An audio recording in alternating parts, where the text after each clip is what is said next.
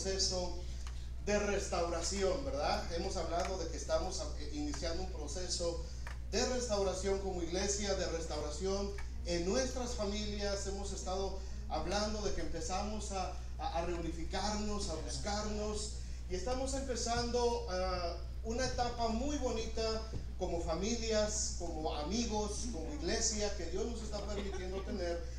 Pero dentro de esta restauración que estamos haciendo como familias, siempre hay peligros, y siempre el enemigo quiere atacar, y siempre el enemigo nos quiere atemorizar.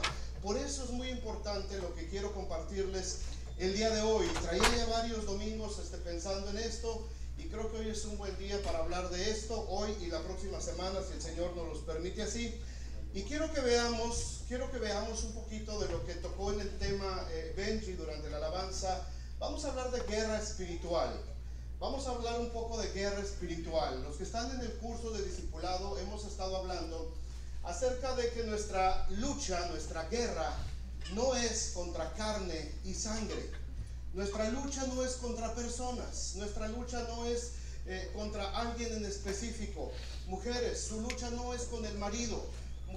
Varones, su lucha no es con las mujeres. Nuestra lucha es espiritual, ¿verdad? Aunque digas, no, pero él es el que me pone la carota, no te preocupes, no, tu lucha no es ahí. Aunque te ponga la carota, tu lucha es espiritual. Primero hay que convertirlo en el mundo espiritual, para que entonces esa carota de sargento mal pagado cambie y te ponga una happy face. Dices, no, es que ya no me regala flores, nada más me regala hiedras venenosas. No te preocupes, lucha espiritualmente, y entonces te va a volver a regalar tu ramo de rosas que tanto te gustaba. Y los hombres dicen, es que ya no me hacen mis chilaquilitos como antes, ahora les pone más chile de la cuenta para que me arda la panza. No te preocupes, te voy a volver a hacer tus chilaquilitos término medio, como los quieres. Pero no es tu lucha contra ella, no es tu lucha contra él, no es tu lucha contra tus hijos que a veces se te rebelan. Tu lucha es espiritual. Nuestra lucha no es contra carne y sangre, sino contra principados, contra huestes de maldad, contra principados, contra gobernadores de las tinieblas viviendo en los lugares celestes. Y cuando tú empiezas a tomar control de tu vida, cuando tú empiezas a buscar de Dios, cuando tú empiezas a buscar de la presencia de Dios y dices, Señor, llega un punto en mi vida en que ya no puedo yo seguir adelante con mis problemas, con mis cargas, con mis luchas, y en ese momento doblas tus rodillas y dices, Padre, te entrego mi vida. Ya no la quiero vivir yo, ahora quiero que tú seas el que viva a través de mí. Y empiezas a buscar del Señor, empiezas a orar, empiezas a ir a las reuniones, empiezas a alabar al Señor, empiezas a leer tu Biblia, y de pronto viene un ataque. Y de pronto empiezan a suceder cosas en tu vida y dices, oye, estaba mejor antes. ¿Qué está sucediendo ahora? El enemigo contraataca. El enemigo quiere contraatacar. El enemigo, Satanás, el diablo, el chanclas, el pituche, como le llames, no está contento de que tú y yo estemos buscando más del Señor. No está contento de que nosotros ahora somos el cuerpo de Cristo. Y el diablo quiere destruir el cuerpo de Cristo, y va a querer meter su cizaña, y va a querer meter miedo, y te va a querer atemorizar, y va a querer hacer que desistas de estar buscando de la presencia de Dios. Pero hay buenas noticias: el enemigo ya fue vencido en la cruz del Calvario. Amén. El enemigo ya fue vencido en la cruz del Calvario. Jesucristo venció, Jesucristo le ganó. Y ahora lo único que hace es estar ladrando y tratando de meternos miedo. Y a veces el cristiano le hace caso a los ladridos, y entonces el cristiano se pone temeroso y empieza a temblar y empieza a decir, ay, mamacita, ¿en qué me estoy metiendo? Vamos a ver hoy en la palabra de Dios una historia que nos va a ayudar a llevar adelante esta guerra espiritual. Abran sus Biblias en el libro de Nehemías. El libro de Nehemías. Si no oyeron a Estrellita, está después de Esdras y antes de Esther, antes de Job, antes de Salmos, antes de Proverbios.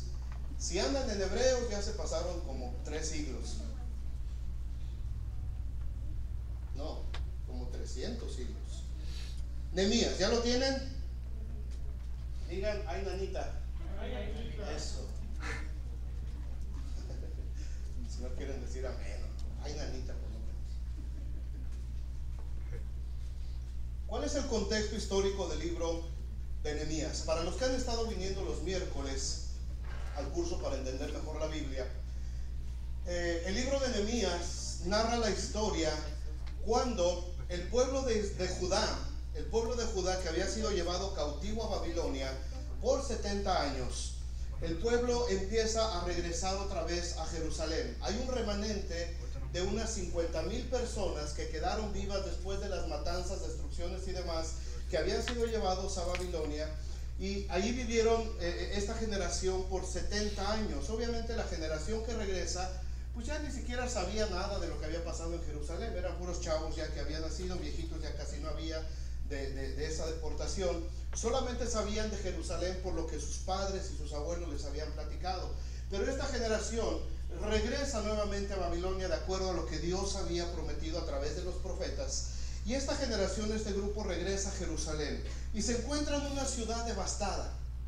Se encuentra en una ciudad destruida, una ciudad que fue arrasada cuando fueron ellos cautivos 70 años atrás. Fue destruida completamente la ciudad. No quedó muro, no quedó piedra sobre piedra. Todas las puertas, todas las murallas quedaron quemadas por fuego. Fue arrasada todas las casas, los edificios, la casa del rey. Todo había sido destruido. Y regresa esta gente. Y fíjense lo que sucede. Capítulo 1. Vamos a ir viendo poco a poco esta historia. Dice: palabras de Nehemías, hijo de Jacalías. Aconteció que en el mes de Quisleu, en el año 20, estando yo en Susa, capital del reino, he aquí que vino Hanani, uno de mis hermanos, con algunos varones de Judá. Y les pregunté por los judíos que habían escapado, que habían quedado de la cautividad, y por Jerusalén. Y me dijeron: el remanente, los que se quedaron de la cautividad, allí en la provincia, están en gran mal y afrenta, y el muro de Jerusalén derribado, y sus puertas están quemadas por el fuego. Recordemos nuevamente lo que dice Efesios 6:12: porque no tenemos lucha contra carne y sangre, sino contra principados, contra potestades, contra los gobernadores de las tinieblas de este siglo, contra huestes espirituales de maldad en las regiones celestes. Mientras hablamos de esta historia de Nehemías, mientras hablamos de estas familias, de estos hombres y mujeres, mientras hablamos de esto, yo quiero que pienses, y que cada vez que estemos hablando de esto, pienses en nosotros. Piensa que somos nosotros ese pueblo del que está hablando. Y piensa que esa Jerusalén destruida es el equivalente a nuestra vida, a nuestra familia y a nuestra iglesia también. Es el equivalente. Si quieres que yo sea Nehemías, está bien, yo soy Nehemías, no me agüito. O sea, sí, te crees Nehemías, ¿no? Acá muy, sí, ¿qué tiene? Pues de Nehemías, ¿no? El Benji se cree David y nadie le dice nada. Pues no voy a creer yo Nehemías, ¿verdad? El Gaby se cree Asaf, acá con los instrumentos. Vamos a identificarnos con nuestras familias. Número uno dice ahí que él recibe un reporte de la situación. ¿Cómo estaba la situación? Estaba gacho. Dice que estaban en gran mal, en afrenta, es decir, estaban avergonzados, tenían pena, tenían dolor. ¿Por qué? Porque la ciudad, que era el orgullo de ellos, estaba totalmente destruida. Estaba totalmente destruida. ¿Cómo enfrentamos nuestra guerra espiritual todos los días? ¿Cómo lo enfrentamos? Número uno, tenemos que analizar la situación. ¿Cómo está mi vida personal delante de Dios? Si yo lo comparo mi vida con este versículo que acabamos de leer, ¿cómo está mi vida? ¿Está bien construida? ¿Está bien edificada? ¿Todo está en orden? ¿O hay ciertas partes de la muralla de mi vida que a lo mejor están caídas? Algunas puertas que deberían de estar cerradas para no dejar entrar al enemigo están destruidas a fuego. Algunos cerrojos que deberían de estar bien firmes, cerrados desde adentro, están flojitos y a lo mejor se cayeron. ¿Cómo está nuestra vida? Piensen ustedes. ¿Cómo está nuestra vida espiritual si la comparamos con la muralla de la ciudad de Jerusalén? Primero le dan un reporte a Nehemías. Primero él estudia la situación. Primero él ve cuáles son las áreas de conflicto que hay. Después ve dónde le pegó el enemigo. Dice, nos destruyeron esta muralla y esta. Híjole, es un relajo, nos destruyeron todo. No queda nada. ¿Cuántos llegamos hacia el Señor, verdad? Llegamos en las últimas. Nuestra vida ya estaba destruida, ya no teníamos nada, ya se había acabado todo, y así fue como llegamos al Señor. Le dicen, ¿sabes qué? La cosa está mal, man. La cosa está mal. ¿Qué es lo siguiente que hace Nehemías? Versículo 4. Cuando oí estas palabras, me senté. ¿Y qué dice que hizo? Lloró. Y después hice duelo. ¿Por qué tiempo? Algunos días. Cuando estás en una situación difícil, hermano, cuando algo sucede en tu vida, cuando sientes que las cosas no van bien, se vale llorar. Se vale llorar. Se vale que te entristezcas un poquito. Se vale que te dé dolor en tu corazón, porque Dios nos dio emociones. Dios puso en nosotros emociones para sentirles. No puedes decir, no es que tú eres de acero. No. Quiebrate. Si algo sucedió en tu vida, si algo sucedió en tu matrimonio, si algo está pasando con tus hijos, se vale llorar. Se vale llorar y se vale descargar esa tristeza y se vale descargar esa frustración llorando y ayunando y afligiéndonos delante de Dios. Pero enseguida lo que dice que estuvo unos días. Y después dice el versículo 5. Perdón, el versículo 4. Al final. Por algunos días. Y ayuné y oré delante del Dios de los cielos. Que te duela. Llora. Lamentate. Que se comprima tu corazón hasta lo máximo. Pero después empieza a orar. Empieza a orar. Empieza a orar. Empieza a orar. Dice Nehemías, después de eso empecé a orar al Dios de los cielos. Muchísima gente, hermanos, muchísima gente se queda en la parte primera del versículo. Detectan los problemas de su vida y se clavan a llorar y se clavan a afligir su vida. Pero resulta que pasa un mes y 2 meses y 3 meses y 1 año y 2 años y 5 años y 10 y 15 y 20 años y siguen llorando y afligiéndose por lo que está pasando en su vida y no toman un paso para dar acción. Dice Nehemías que estuvo llorando por algunos días, pero inmediatamente empieza a orar. Empecé a orar al Dios de los cielos. Empieza a orar. Fíjate lo que dice el versículo 5, la oración de Nehemías. Y le dije a Dios, te ruego, oh Jehová, Dios de los cielos, fuerte, grande, temible, que guarda el pacto y la misericordia a los que le aman y guardan sus mandamientos. Esté ahora atento tu oído y abiertos tus ojos para oír la oración de tu siervo que hago ahora delante de ti día y noche por los hijos de Israel tus siervos, y confieso los pecados de los hijos de Israel que hemos cometido contra ti. Sí, yo y la casa de mi padre hemos pecado. Nehemías detecta cuál es el problema. El problema era espiritual. El problema era espiritual. Inmediatamente viene quebrantamiento en Nehemías. Viene arrepentimiento. Y él reconoce que la situación de esa ciudad, que la situación que están viviendo sus hermanos, la situación que está pasando el pueblo de Judá, es a causa del pecado.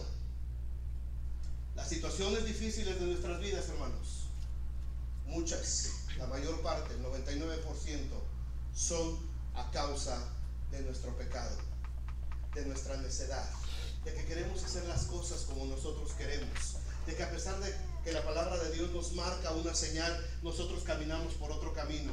Dios dice camina por acá y tú dices no, yo camino por el camino que me dijo mi comadre porque a ella le fue bien, y no hacemos caso del camino del Señor. Está muy difícil entrar, es una puertita muy angostita por ahí donde me quiere meter el Señor, y la otra puerta de las comadres está mucho más ancha. A lo mejor le pego a lo seguro, y lo seguro es que abriendo la puerta de las comadres, pum, azotas y te va peor. Yo y la casa de mi padre, dice, hemos pecado. Yo y la casa de mi padre. La única manera de ganar la guerra espiritual es quebrantarnos delante de Dios, reconocer que hemos pecado, mientras sigamos pensando nosotros, hermanos, yo puedo arreglar esto, no va a pasar nada. Mientras yo diga, esta situación que estoy pasando solamente es pasajera, ya se me arreglará. Dice el viejo refrán que no hay mal que dure 100 años, ni tonto que lo aguante. Así es que ya pasará. No va a pasar. No va a pasar. No va a pasar. Tenemos que reconocer que necesitamos del Señor. Nehemías no fue a buscar al compadre para que le diera un consejo. Nehemías dijo, oré y ayuné delante del Dios de los cielos. Cuando estamos en un problema, hermanos, cuando estamos pasando alguna situación difícil, ora primero delante de Dios. Ora, busca al Señor. No busques el consejo primero busca al Señor, y el Señor te va a guiar con quién puedes hablar para tener consejo. No les estoy diciendo que no vengan conmigo, con mi esposa, con los consejeros de la iglesia, sí, pero antes de venir con nosotros, oren al Señor primero. Primero es Dios antes que el pastor. Primero es Dios antes que los amigos. Primero es Dios antes que los consejeros. Oren, busquen. Estamos en guerra espiritual, hermanos. El enemigo está queriendo atacarnos, algunos de nosotros. Oren al Señor. Oren al Señor antes de consultar cualquier otra cosa. Necesitamos hacer un plan. Necesitamos empezar a armar una estrategia. ¿Alguno de ustedes ha reconstruido algo en su casa? Que ven una pared, un cuarto y dicen, como que lo voy a reconstruir. O el baño, ¿no? Clásico. Voy a reconstruir el baño. La mujer siempre, reconstruyeme el baño. Lo más fácil, ¿verdad? Quitar tuberías. ¿Por qué no dicen, píntame esa pared nomás? No, reconstruyeme el baño. ¿Qué haces cuando vas a empezar a reconstruir? Número uno, necesitas un motivo, ¿verdad? ¿Para qué quieres reconstruir el baño? Pues es que cada vez que vamos al baño tenemos que estar agarrando la taza y agarrándonos de la ventana para ver si... entonces sí tenemos un motivo suficiente para reconstruir el baño. Número dos, necesitas una estrategia. Necesitas un presupuesto. ¿Cómo lo vas a hacer? Te vas a Lowe's, ¿verdad? Y haces tu presupuesto, al Menards, publicidad gratis para ellos, después les cobramos el comercial. Vas y haces tu presupuesto, ¿verdad? La cosita esta del baño cuesta tanto y la de esta, ay viejo, ya que estamos por acá, mira qué bonito espejo.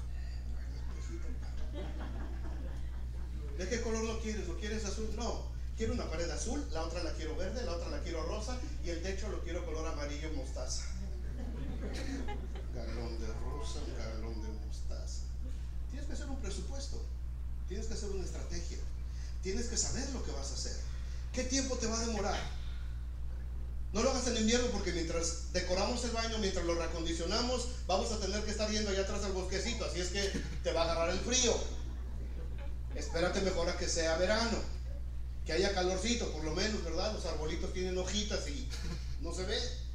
Tienes que hacer una estrategia, tienes que saber cómo lo vas a hacer, tienes que saber lo que vas a necesitar, lo que vas a invertir, qué tiempo te va a tomar hacerlo. Tienes que empezar a planear lo que vas a hacer. Nehemías hace una oración tremenda delante del Señor. Confiesa los pecados de sus padres, confiesa sus propios pecados, reconoce que la situación en la que está el pueblo de Judá es por haber desobedecido la orden y los mandamientos del Señor y haberse alejado del camino de Dios, a pesar de que hubo muchos profetas, como lo hemos visto los miércoles, que les advirtieron y que les dijeron: si no enderezas tu camino, Dios te va a entregar a tribulación. Si no enderezas tus pasos, Dios te va a destruir. Si no enderezas tus pasos, Dios te va a llevar cautivo a otra tierra. Y no hicieron caso, y la ciudad fue destruida. Cuando no le hacemos caso a Dios, la ciudad nuestra, hermanos, se destruye. Créanme, no les estoy echando mentiras. Bien joven fui y envejecido, dice la Biblia, ¿no? He visto muchas historias, y como decía el hermano Marino, si yo les cuento lloran. Cuando te apartas del camino de Dios, hay consecuencias. Nehemías se quebranta. Nehemías empieza a arrepentirse delante de Dios, empieza a orar, empieza a ver qué es lo que va a suceder. Capítulo 2 de Nehemías. Después de esa tremenda oración, sucedió que en el mes de Nisan, no es el carrito ese, competencia de Toyota, así se llama el mes. Sucedió en el mes de Nisan. No se dieron cuenta, pero el capítulo 1, el versículo 1, empezó diciendo que en el mes de Quisleu. ¿Verdad que no se acordaban de eso que leímos ahorita, no? Voltearle la hoja y vean. Dice en el mes de Quisleu. Y luego el capítulo 2 empieza diciendo que en el mes de Nisan, en el calendario judío, entre Quisleu y Nisan, hay 4 meses. Son 4 meses de diferencia. Quiere decir que Nehemías estuvo orando, estuvo clamando delante de Dios, estuvo en intercesión, estuvo planeando, estuvo armando su estrategia. Se tardó 4 meses antes de hablar. 4 meses estuvo él planeando. No fue de la noche a la mañana, no fue algo improvisado. Él trazó su estrategia. Se tardó 4 meses. Y dice que en ese mes llegó como siempre a darle el vino al rey Artajerjes. Nehemías era el copero del rey. El copero no era un criado. El copero era casi como su secretario de Estado. El copero era la persona de más confianza en la corte del rey. El copero era el que tenía la responsabilidad de probar el plato de comida antes que el rey la probara. Eran tiempos muy difíciles. Mucha traición había en ese tiempo. Y si a alguien se le había ocurrido envenenar la comida del rey, el copero es el que daba su vida por el rey. Y el copero es el que estaba a la derecha del rey inmediatamente. No era un criado. Era un rango de mucha posición. La más alta posición que había en los reinados. Y Nehemías era judío. Y Artajerjes no era judío, era babilonio. Pero dice la palabra de Dios que Dios le había dado favor a este hombre. Porque era honesto, porque era leal, porque era responsable. Y el rey había ganado el favor de Nehemías y tenía a Nehemías a su mano derecha. Y el rey le confiaba su vida misma a Nehemías. Y dice que cuando llegó Nehemías, en ese día, llega a servirle el vino y se lo pone al rey. Y el rey inmediatamente detecta algo. What's wrong? What happened? ¿Qué le pasa a tu face, Nehemías? No, nada, Señor. Dice Nehemías, tú nunca has estado triste delante de mí. Hasta eso era parte del trabajo de Nehemías. Nehemías tenía que estar bien contento para que el rey chupara contento. Y Nehemías no pudo entender. El rey no podía entender por qué Nehemías ahora estaba triste. Y le dice, ¿qué pasa? ¿Por qué estás triste? Versículo 2. Me dijo el rey, ¿por qué está triste tu rostro? ¿No estás enfermo? No es esto sino quebranto de tu corazón. Y dice Nehemías, entonces temí en gran manera. ¿Sabes por qué le dio miedo a Nehemías? Porque si el rey no estaba contento con Nehemías, en ese momento lo mandaba a matar. Por eso temió Nehemías. Porque si el rey notaba algo que lo hiciera dudar un poquito acerca de la gente que tenía de confianza, inmediatamente los mandaba a matar sin preguntar nada. Versículo 3. Y le dije al rey, para siempre vive el rey. ¿Cómo no estará triste mi rostro cuando la ciudad, casa de los sepulcros de mis padres, está desierta y sus puertas consumidas por el fuego? Me dijo el rey, ¿qué cosa pides? Entonces oré al Dios de los cielos. ¿Verdad? Antes de abrir la boca, oré al Dios de los cielos. Y le dije al rey, si le place al rey y tu siervo ha hallado gracia delante de ti, envíame a Judá, a la ciudad de los sepulcros de mis padres, y la reedificaré. Entonces el rey me dijo, y la reina, fíjense, y la reina estaba sentada junto a él. Esto es bien importante, porque si Nehemías se iba, la reina podía sospechar. Y en ese mundo de intrigas y demás, ¿verdad? ¿A dónde vas, viejo? Al Walgreens. Voy contigo. No, yo voy. No. ¿Estás bien cómodo? Quédate, yo voy. No, yo voy contigo, viejo. Vamos al Walgreens, ¿verdad? Así era la reina. Dice que cuando Nehemías dice que la reina estaba sentada ahí con él, para que no hubiera pretextos. viaje? ¿Cuándo volverás? ¿Te agradó al rey enviarme después de que yo le señalé tiempo? Le agradó al rey enviarme. Versículo 7. Además dije al rey, pues ya entrados en pláticas, ¿verdad? Ya que el rey aflojó tantito, se anima Nehemías.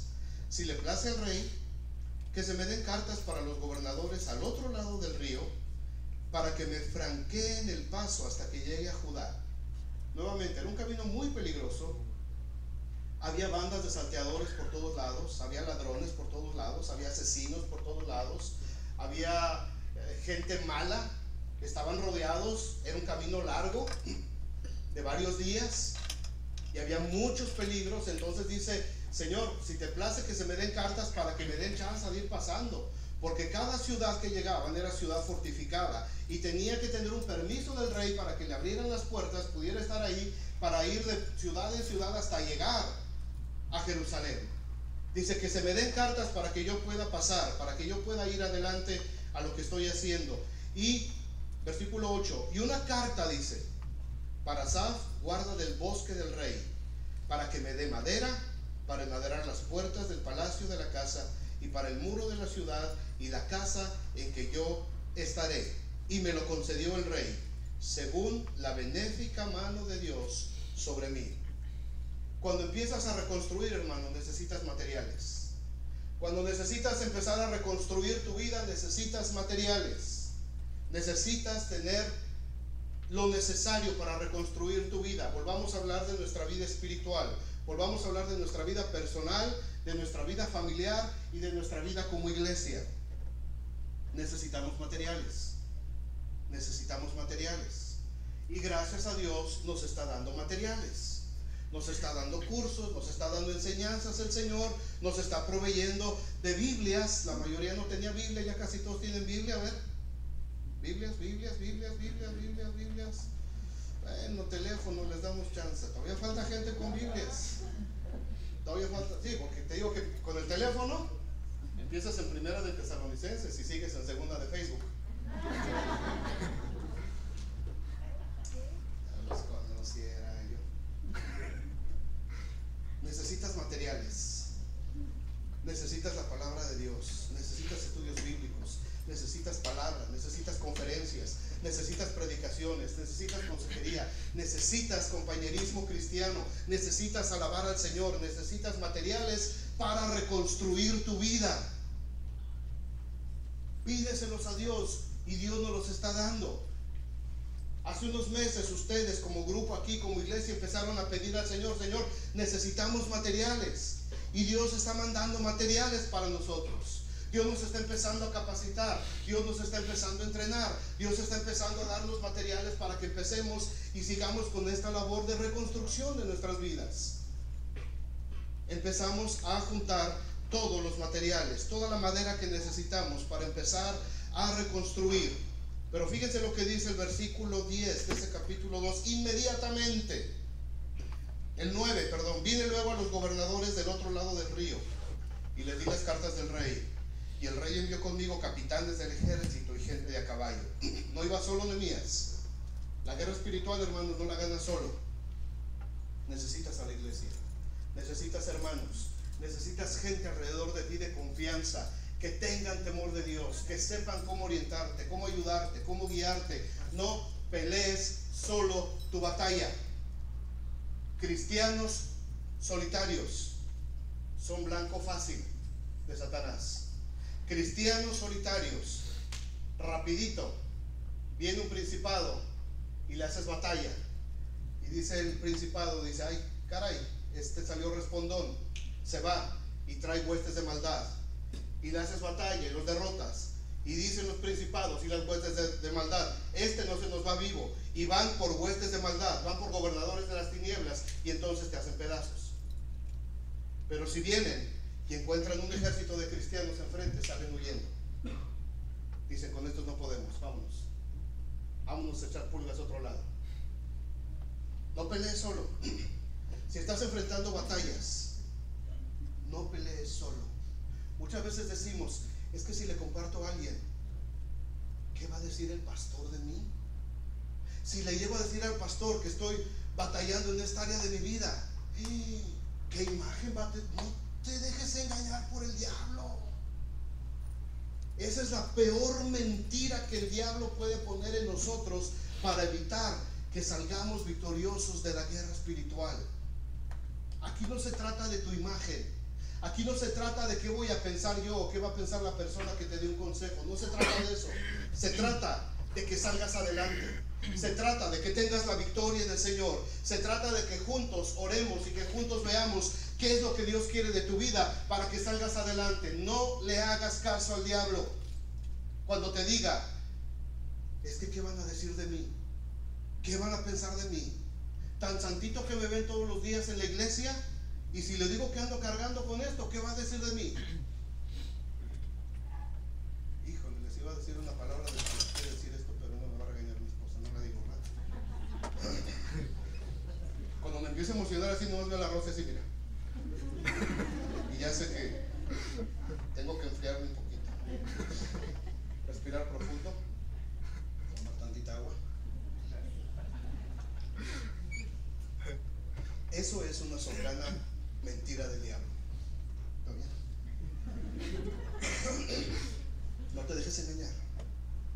No te dejes engañar. Personalmente, para mí como pastor y para los consejeros de la iglesia, la gente que es madura en el Señor, el que alguien me diga: ¿sabes qué? Estoy batallando en esta área de mi vida y necesito ayuda. Eso para mí habla muy bien de un cristiano. En vez de que trate de ocultar y aparentar algo que no es. Para mí, que alguien reconozca con madurez y decir: ¿sabes qué? Estoy enfrentando esto, no lo puedo superar, necesito ayuda. Esa es la mejor imagen que un pastor puede tener de la gente con la que está trabajando. La honestidad. La honestidad. El reconocer que somos limitados, el reconocer que tenemos límites, el reconocer que estamos luchando, pero que queremos echarle ganas y que queremos salir adelante. Esa es la mejor imagen que podemos tener nosotros los líderes. Y te sientes bien suave cuando la gente se abre contigo y te dice: ¿sabes qué? Estoy batallando en esto. Y no importa el nombre que le pongas, no importa el problema que sea. Lo importante es que reconozcas en qué estás fallando. Necesitamos entonces materiales. Versículo 10 dice: pero oyéndolo, Sanbalat y Tobías les disgustó en extremo que viniese alguno para procurar el bien de los hijos de Israel. Entran en escena dos personajes: Sanbalat y Tobías. Sanbalat era el gobernador de la provincia de Samaria, y Samaria tenía dominado Jerusalén, Judea. Como Samaria dijo: pues ya se fueron los judíos, se los llevaron prisioneros, pues vengan, ¿no? Si nos quedamos con toda la región de Judea. Sanbalat era el gobernador de Judea, y cuando oye que Nehemías regresa y que tiene planes de hacer algo en la ciudad, se enoja, porque eso significaba que le iba a quitar parte de su propiedad. Y el otro, Tobías, también. Tobías era un corrupto de marca, era gobernador de una provincia de los amonitas. Se me figura de esos chamuquitos así, de esos que salen, el Tobías. El Sanbalat así grandote, así, no joder. Y el Tobías así. Todo lo que decía el Sanbalat, el Tobías le hacía caso. Un corrupto de marca el Tobías, de acuerdo a la historia. Se enoja Sanbalat y se enoja el Tobías. Y dice el versículo 11: llegué pues a Jerusalén, y después de estar ahí 3 días, me levanté de noche, yo y unos pocos varones conmigo, y no decíamos a hombre alguno lo que Dios había puesto en mi corazón que hiciese en Jerusalén, ni había cabalgadura conmigo, sino solamente en la que yo cabalgaba. Salí de noche por la puerta del valle hacia la fuente del dragón y a la puerta del muladar, y observé los muros de Jerusalén que estaban derribados, y sus puertas que estaban consumidas por el fuego. Pasé luego a la puerta de la fuente y al estanque del rey, pero no había lugar por donde pasase el caballo en el que yo iba. Imagínate el tamaño de la destrucción que había en ese muro. El tamaño de la destrucción que había en la otrora gloriosa ciudad de David. La ciudad que el rey David había levantado, que había sido la corona de Israel. Sus murallas, sus fortificaciones. Ahora dice Nehemías, no había lugar donde pasara el caballo en el que iba yo. ¿De qué tamaño era el daño cuando Cristo vino a tu vida? ¿De qué tamaño era el daño? ¿De qué tamaño estaba dañada tu familia, tu vida, nuestra iglesia, cuando el Señor nos manda a que empecemos a reedificar? Estaba dañada. Había áreas que estaban dañadas. Y dice que Nehemías se para de noche y empieza a ver cómo está la situación, empieza a ver lo que tenía que hacer, de qué tamaño había sido el daño del muro. Y dice el versículo 18 del capítulo 2. Entonces les declaré cómo la mano de mi Dios había sido buena sobre mí, y asimismo las palabras que el rey me había dicho. Y dijeron, léanlo conmigo, levantémonos y edifiquemos. Así esforzaron sus manos para bien. Nehemías les dice, ¿saben qué? Vamos a reconstruir esto. Vamos a levantar esto. Y no faltó, ¿verdad? Yo creo que el que dijo, hijo, está bien gacho. No les dijo Nehemías, sí se puede, sí se puede, sí se puede. Y les dice, miren, sí lo podemos hacer. Si nos organizamos, si oramos a Dios. Yo ya tengo cartas aquí para que nos den todos los materiales que necesitamos. Toda la madera, la piedra, lo que ya tenemos el material. Vamos a hacerla. ¿Qué dicen ustedes? Y dice el pueblo, está bien, levantémonos y edifiquemos. Levantémonos. ¿Por qué? Porque estaban destruidos, estaban derribados.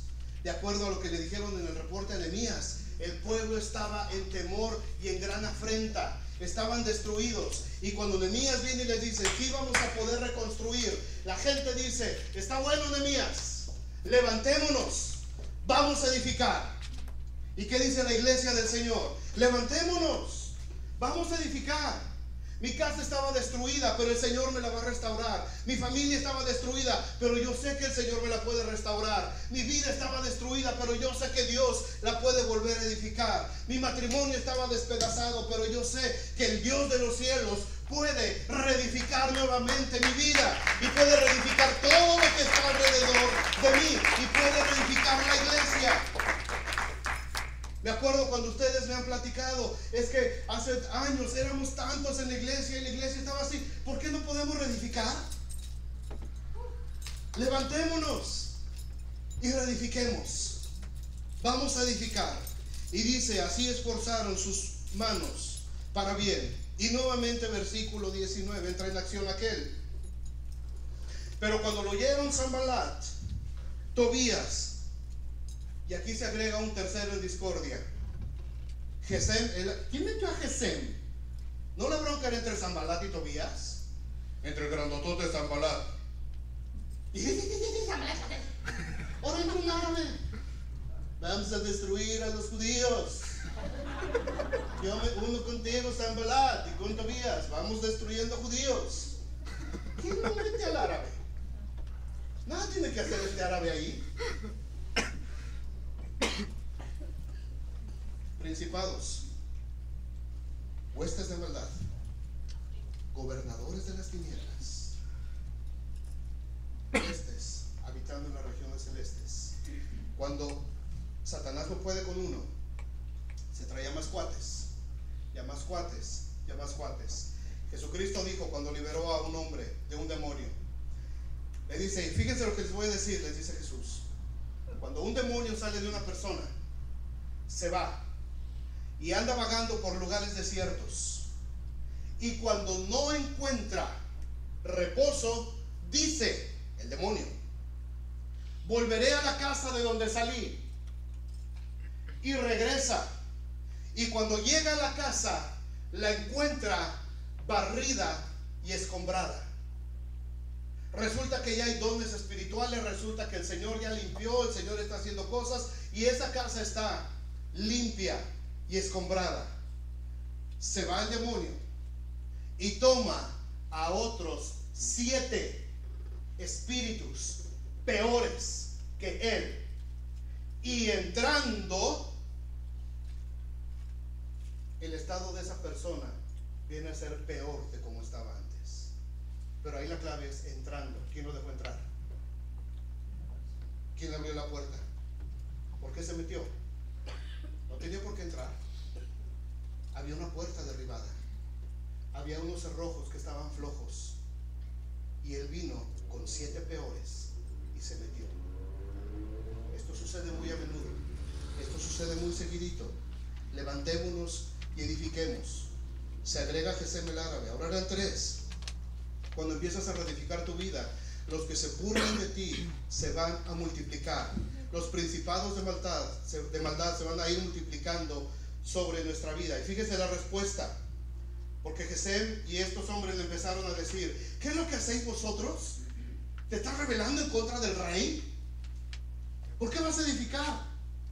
Y fíjate lo que le dice Nehemías, versículo 20.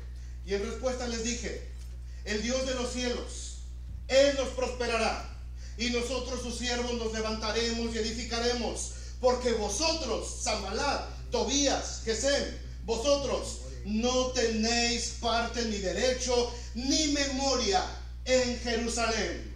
Tu vida le pertenece al Rey de Reyes, tu vida le pertenece a Jesucristo. El diablo no tiene autoridad, el diablo no tiene parte, el diablo no tiene suerte, el diablo no tiene memoria en tu vida, porque el que murió por ti se llama Jesucristo. El que se clavó en esa cruz se llama el Rey de Reyes, el Cordero de Dios, el Hijo de Dios, el Verbo de Dios. Él es el que tiene derecho sobre mi vida. El diablo no tiene derecho sobre mi vida. El diablo no puede venir a atemorizarme. El diablo no puede venir a querer tomar control de mi vida. No puede venir a burlarse de mí. Él no tiene parte ni suerte. Nosotros nos levantaremos y edificaremos. Yo me levantaré y edificaré. Yo me voy a levantar y voy a edificar mi vida, que está destruida, pero la voy a levantar y la voy a edificar. Yo voy a pelear porque mi matrimonio sea edificado nuevamente. Yo voy a pelear para que mis hijos nuevamente sean levantados y sean edificados en el nombre de Jesucristo. Yo voy a pelear. Tú no tienes parte ni suerte, le dijeron a él. No tienes parte ni suerte. Y el capítulo 3, todo el capítulo 3 empieza a narrar cómo cada familia empieza a tomar parte de esta reconstrucción. Entonces se levantó el sumo sacerdote Eliasib con sus hermanos, los sacerdotes, y edificaron la puerta de las ovejas. Ellos arreglaron y levantaron sus puertas hasta la torre de Amea, y edificaron hasta la torre de Hananel. Junto a ella edificaron los varones de Jericó, y luego edificó Zacur, hijo de Imri. Los hijos de Sena edificaron la puerta del pescado. Ellos la enmaderaron y levantaron sus puertas con sus cerraduras y con sus cerrojos. Y los levitas, Luis e Irma, y con ellos sus hijos, que eran varones entendidos en instrumentos musicales. Y atrás de ellos los sacerdotes Benjamín y Cintia, y sus hijos, que eran cantores del templo. Rodolfo y Mari con sus familias al frente de los acarreadores. Richie, Margarita, Carlos, Pati, Francisco, Berta, que hacían la labor en las puertas. La muralla norte se restauró. Catarino y Kika eran jefes poderosos de familias numerosas. Junto a ellos restauró Meremot, hijo de Urías, hijo de Cos, y al lado de ellos restauró Mesulam, hijo de Berequías, hijo de Mesebedel. Junto a ellos restauró Sadoc, hijo de Baana. Chuy García, joven guerrero, valeroso y esforzado, restauró las puertas derribadas. Hubo mujeres destacadas que reedificaron junto a ellos: Yara, Brenda, Victoria, Neri, Leti, Marta, Melissa, al frente de sus casas. La puerta vieja fue restaurada por Joyada, hijo de Pesea, y Mesulam, hijo de Besadías, ellos la enmaderaron, levantaron las puertas. Junto a ellos restauró Uziel, hijo de Jarina, uno de los plateros, junto al cual restauró también Hananías, hijo de un perfumero. Así dejaron reparada Jerusalén hasta el muro ancho. Asimismo, José y Alejandra se esforzaron y reedificaron. De la misma forma lo hicieron Luis y Margarita. Simón y Aurelia, que habían regresado del exilio, se esforzaron y edificaron. Eleuterio y Delia trabajaron sin descanso hasta completar su parte del muro. Juan y Margarita con sus hijos, Lupe, Giovanni y sus hermanas trabajaron restaurando los portillos. El levita Uziel se esforzó y logró restaurar su casa y de forma diligente sirvió al edificador. Y de esta forma cada una de las familias que había regresado esforzaron sus manos en la obra que el Señor les había mandado. ¿Les suenan conocidos algunos de esos nombres? Ustedes no tienen ni versión de la Biblia.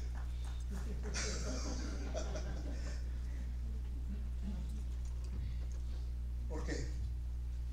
¿Por qué integré los nombres de algunos de ustedes? Porque es la misma historia. Esto está en presente. Esto está en presente. Esta es la misma historia, hermanos. Estamos aquí. Y aunque no se den cuenta ustedes, estamos haciendo una gran labor. Estamos haciendo una labor espiritual. Estamos reedificando. La labor que cada uno de ustedes hace es muy importante.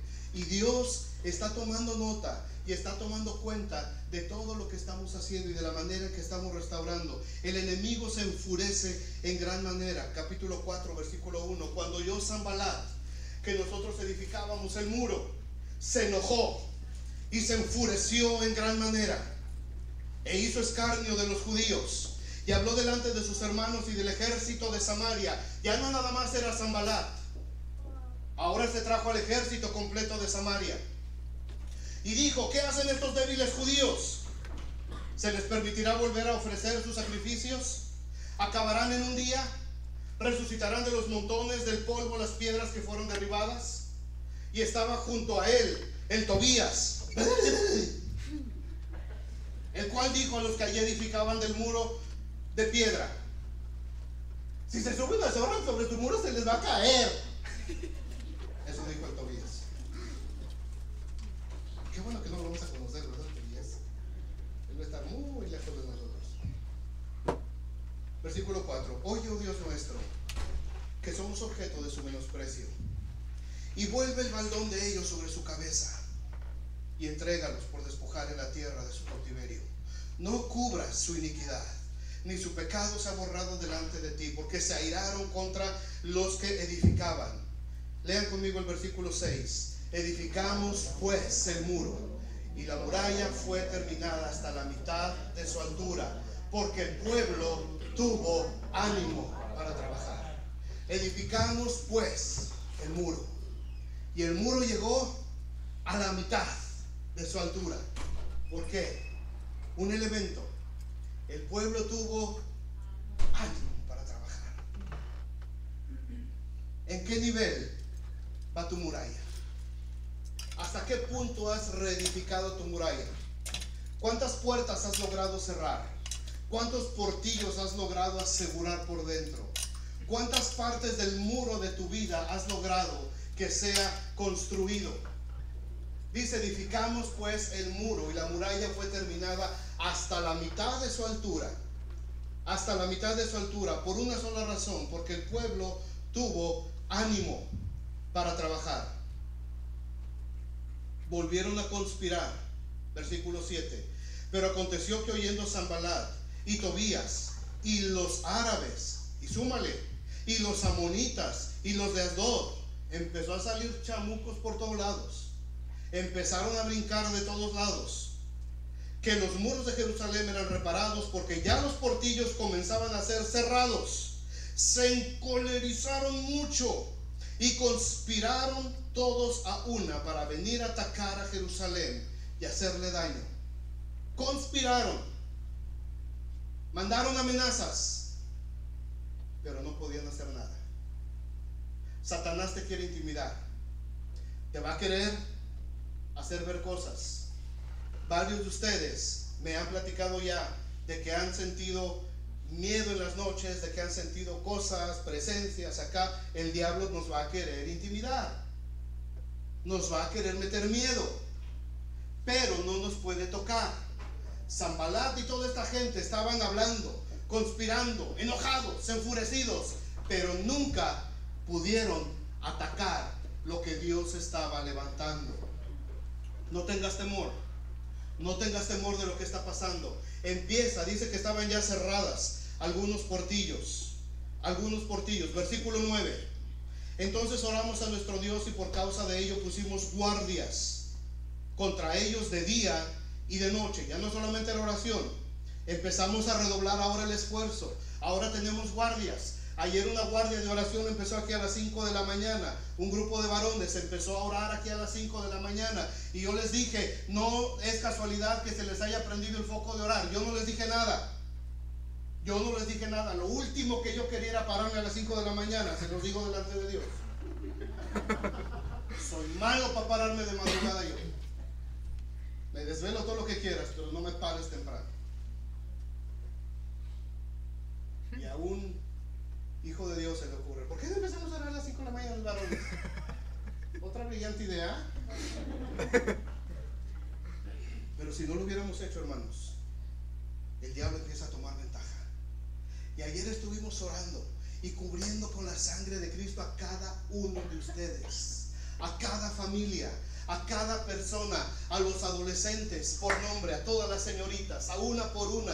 Estuvimos rogando a Dios que Dios se manifestara, que Dios se siguiera edificando, que Dios pusiera murallas de protección alrededor de nuestras familias, alrededor de lo que estamos haciendo, alrededor de nuestra iglesia, de lo que tenemos que hacer. Los jueves estamos aquí orando, prendiendo la lumbre, y ahí la lleva la lumbrecita, ahí va. Todavía no es la fogata que estamos esperando, todavía no es la lumbrera que queremos, pero ahí va nuestra fogatita de los jueves. Ya agarró lumbrita, ya va agarrando. Y empezamos a poner, dice, guardias de día y de noche. Va a ser una bendición cuando tengamos aquí 24 horas gente orando en la casa de Dios, esperando la bendición de Dios, protegiéndonos, guardándonos, esperando lo que va a suceder.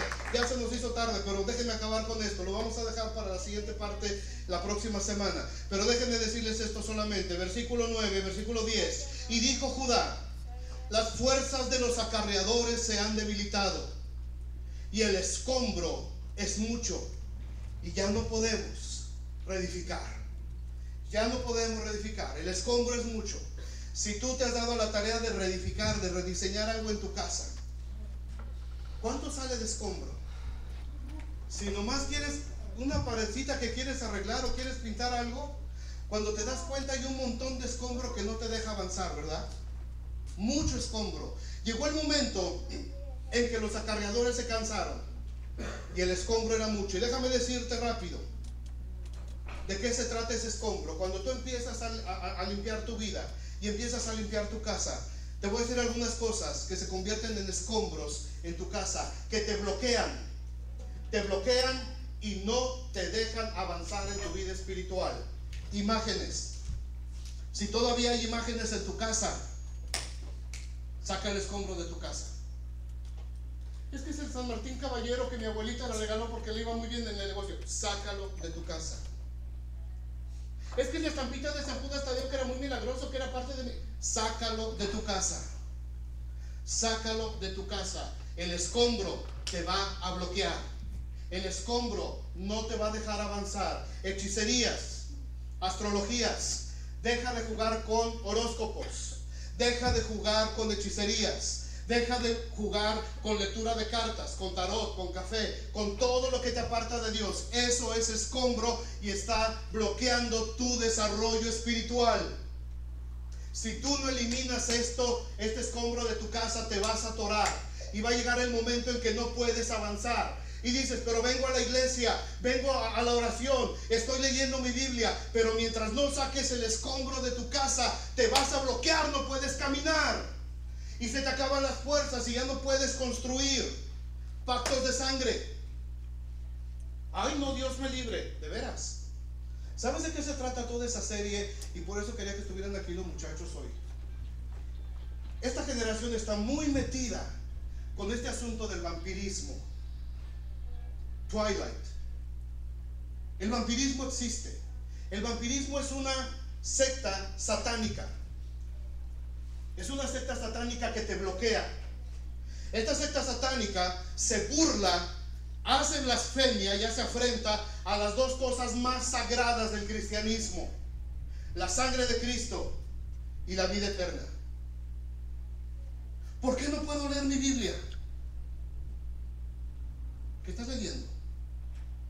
¿Qué estás viendo en el cine? ¿Qué estás viendo en la televisión? Jóvenes, señoritas, los tiene absorbidos esa cosa. Ay, te puedes leer el libro completo. 1, 2, 3. A ver, el Salmo 23. Ay, no, qué flojera. El escombro está bloqueando tu vida. El escombro está bloqueando tu vida. Dilo conmigo: el escombro está bloqueando mi vida. Mientras tú estés metiéndote este tipo de cosas, lo que tú estás viendo en la televisión, los mensajes que estás oyendo en la música, están bloqueando tu vida. ¿Qué cosa hay en tu recámara, joven, señorita? ¿Qué cosa hay en tu cuarto donde ni el FBI puede entrar ahí? ¿Qué cosa hay en tu cuarto que ni el SWAT con equipos pueden entrar ahí? En medio de todas esas sábanas revueltas y en medio de toda esa ropa de hace 10 días ahí, ¿qué cosa hay ahí? ¿Hay escombro? ¿Hay escombro espiritual? ¿Qué hay en sus computadoras? ¿Qué hay en sus teléfonos? ¿Qué hay en sus iPads? ¿Hay escombro espiritual? ¿Hay escombro espiritual? No os engañéis. Dios no puede ser burlado. Dios no puede ser burlado. ¿Por qué no prospera mi vida? ¿Por qué esto? ¿Por qué el otro? ¿Por qué me siento como amarrado cuando vengo a la iglesia? Porque el enemigo está tratando de amarrarte, de bloquearte, que no quiere que avances. Esto es serio. No es palabra mía, es palabra de Dios. Ninguno puede servir a dos señores, porque o amará a uno y aborrecerá al otro, o amará a este y aborrecerá a aquel. Nadie puede servir a dos señores. Si todavía sigues teniendo imágenes en tu casa, escucha lo que dice Romanos: si cambiaron la gloria del Dios incorruptible en semejanza de imagen de hombres.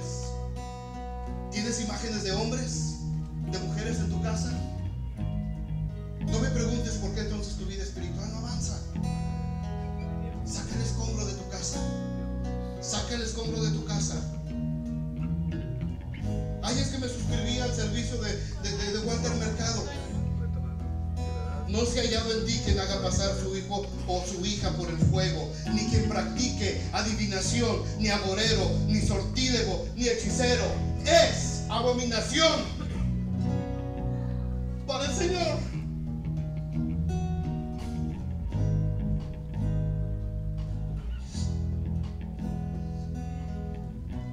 ¿Cuánto mayor castigo que pensáis que merece el que pisoteara al Hijo de Dios y tuviera por inmunda la sangre del pacto en la cual fue santificado?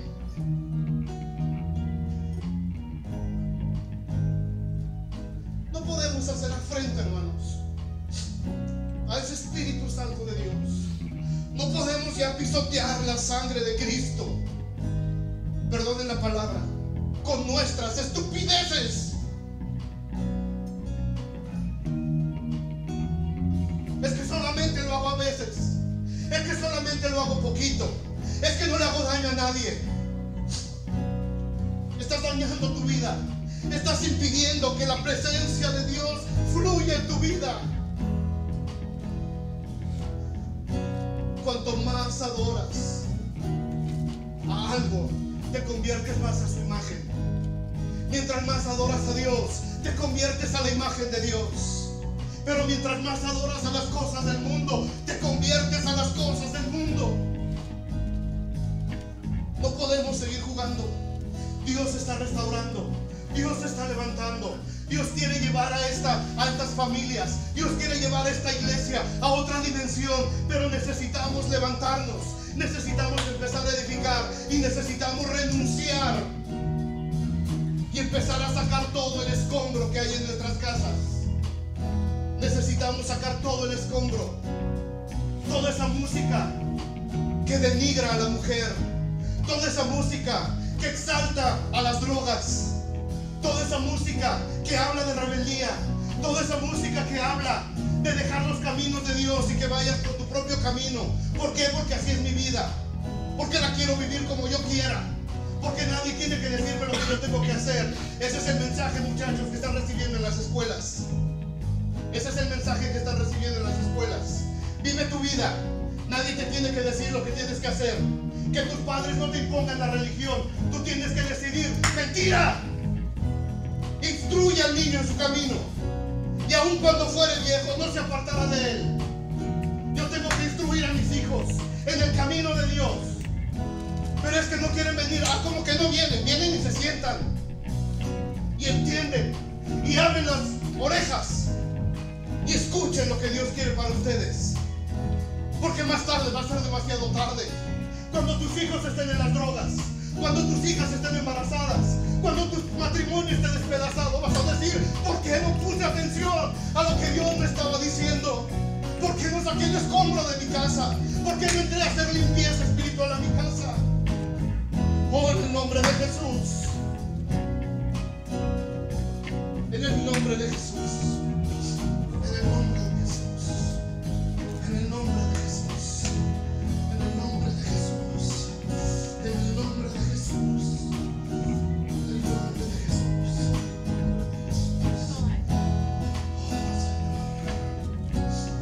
Oh Señor, queremos levantarnos y edificar nuestras casas. Queremos levantarnos y edificar nuestra vida.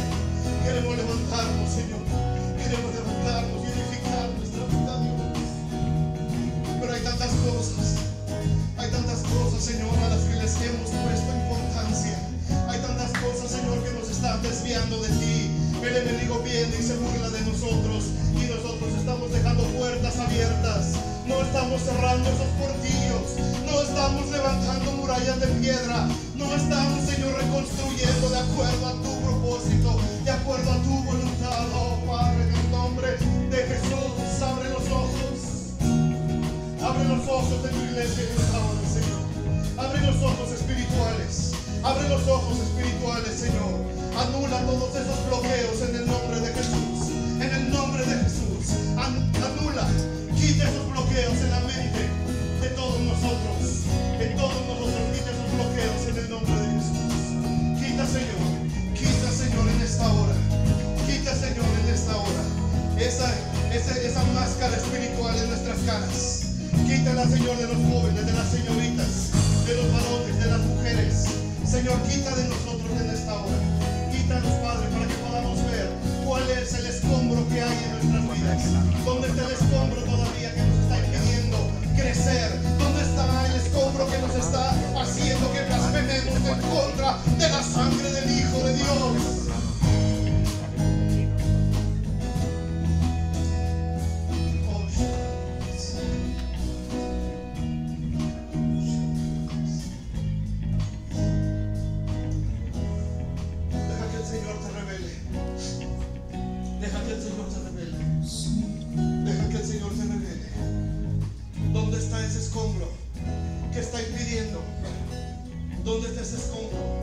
Vamos a cerrarle en este día, amados. Vamos a cerrarle la boca a Sanbalat. Vamos a cerrarle la boca a Tobías. Vamos a cerrarle la boca a Gesem. Vamos a cerrarle la boca a los principados, a las huestes de maldad, a los gobernadores de tinieblas. Vamos a cerrarles la puerta en esta hora, en el nombre poderoso de Jesús. Vamos a cerrar la puerta. Vamos a poner un portillo de hierro forjado que solamente puede estar cerrada por dentro, y no la vamos a abrir, y no la vamos a abrir en el nombre de Jesús. Detecta cuáles son esas áreas, cuáles son esas áreas en el nombre de Jesús. Pídele al Señor que te revele, pídele al Señor que te revele, pídele al Señor que te revele en el nombre de Jesús, en el nombre de Jesús. Deja que el Señor revele cuáles son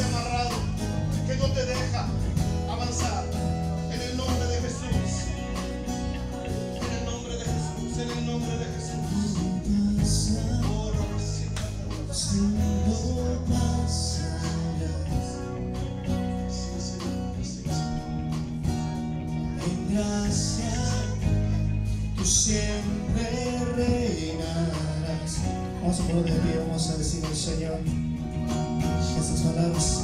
Dios sobre todo tú, cerca estás. Habla, Señor, a tu pueblo. Toda rodilla se postrará. Dios sobre todo está cerca. Que si estás hablando, Dios, si estás hablando, Dios, te estás mostrando, Dios. Toda rodilla se postrará.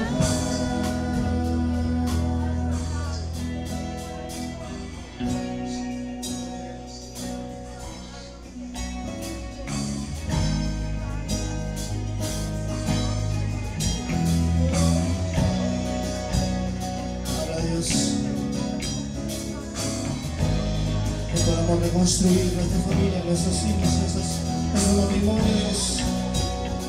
Que venga la reconstrucción, Señor, de nuestros portillos, nuestras puertas, nuestras ventanas, Dios. Que podamos asegurar, Señor, por dentro, Señor. Perdona, Dios, así como Nehemías lloró, ayunó, te empezó a buscar tu rostro. Que nuestra congregación, Señor, empiece, Señor, a reconstruir. Quita todo temor, Señor, de nuestras vidas, para poder reconstruir, Señor, para poder ver, Señor, lo que tú quieres darnos.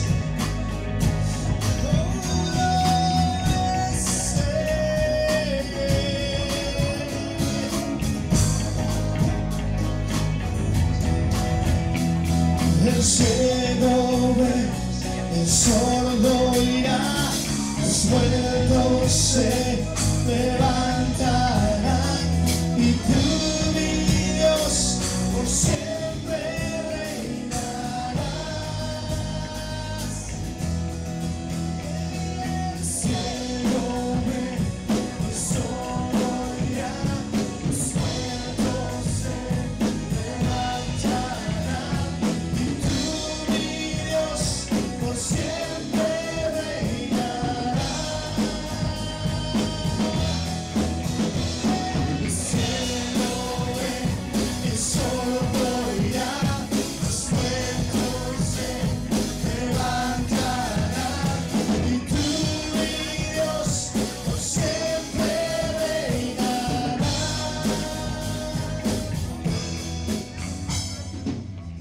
Señor, quiere hacer cosas grandes.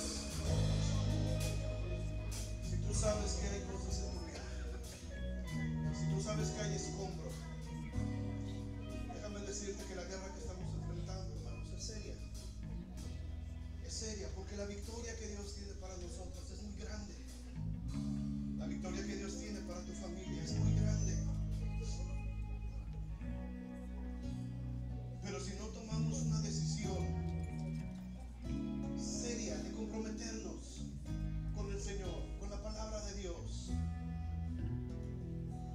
Se nos hizo muy gracioso que esta niña de 3 años nos dijera los libros de la Biblia, pero yo creo que es una gran vergüenza para muchos de nosotros. Ella nos avergonzó. Ella nos avergonzó. ¿Y sabes qué? Dios la exaltó en este día. Yo sé que los ángeles del cielo se alegraron de oír esto. Es una pequeña guerrera que se está preparando para esta guerra espiritual. Y tenemos varios que ya lo han hecho. Nuestra guerra, nuestra vida, hermanos, no puede seguir así. El diablo no nos va a traer, como dice el dicho, como perico a toallazos. El diablo no tiene parte ni suerte en tu familia.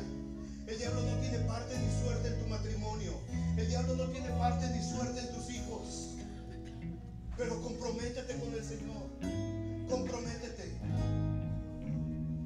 Saca de una buena vez por todas todo ese escombro, toda esa basura que está ahí. Porque lo que viene a continuación, hermanos, es algo glorioso que Dios va a hacer con nosotros. Es algo glorioso que Dios va a hacer en esta ciudad, en esta región. Yo lo sé y ustedes lo saben.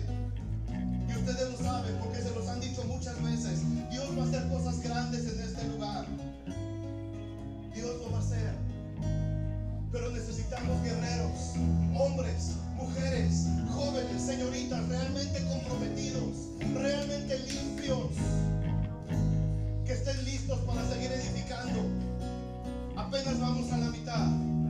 Apenas vamos a la mitad. Edificamos pues el muro y la muralla fue terminada hasta la mitad de su altura porque el pueblo tuvo ánimo para trabajar. Y yo sé que ustedes han tenido ánimo. Yo sé que han tenido ánimo. Cuando empezamos el curso de discipulado les dije a algunos de ustedes, lo más seguro es que vamos a acabar el 50% de los que empezamos. ¿Y saben qué? Llevamos asistencia del 100% y nos faltan solo 2 lecciones. El 100% de ustedes que se comprometieron a estudiar la palabra de Dios lo están logrando, lo están haciendo. Lo están haciendo, ¿por qué? Porque el pueblo tuvo ánimo para trabajar. Ustedes tienen ánimo para trabajar. Ustedes han luchado mucho para llegar a este punto. Han luchado mucho por sus familias. Han luchado mucho por sus vidas. Han luchado por sus hijos. No se me den por vencidos ahorita. Falta mucho todavía. Falta mucho. Lo mejor está por venir. Lo mejor en el Señor está todavía por venir. Va a venir bendición. Van a venir cosas hermosas. Van a venir cosas grandes de parte de Dios. Y vamos a ver milagros. Vamos a ver muchas cosas en el Señor. Todavía estamos por venir. Pero el enemigo ha querido atacar. El enemigo ha querido venir a tomar ventaja. El enemigo ha querido venir a meter miedo en algunos de ustedes. La Biblia dice, no temeré mal alguno porque tú estarás conmigo. Tu vara y tu callado me infundirán aliento. Aderezas mesa delante de mí en presencia de mis angustiadores. Unges mi cabeza con aceite. Mi copa está rebosando. Ciertamente el bien y la misericordia me seguirán todos los días. En la casa de mi Dios viviré por largos días. Lo mejor está por venir. Lo mejor está por venir. Jóvenes, lo mejor está por venir en sus vidas, muchachos. Lo mejor está por venir en sus vidas. Lo mejor, muchachas, está por venir en sus vidas. Pero saquen el escombro en el nombre de Jesús. Saquen el escombro en el nombre de Jesús. Limpien sus casas. Yo quiero saber cuántos en esta hora se van a comprometer esta semana a hacer limpieza espiritual en sus casas, en sus vidas, en sus recámaras, en sus computadoras, en sus teléfonos, en sus anaqueles de su casa. ¿Cuántos se van a comprometer? Levante su mano. A hacer limpieza espiritual. Vamos a sacar todo de una buena vez. Vamos a sacar todo de una vez. Cierre sus ojos. Vamos a orar porque vamos a participar de la cena del Señor. Vamos a participar de la cena del Señor.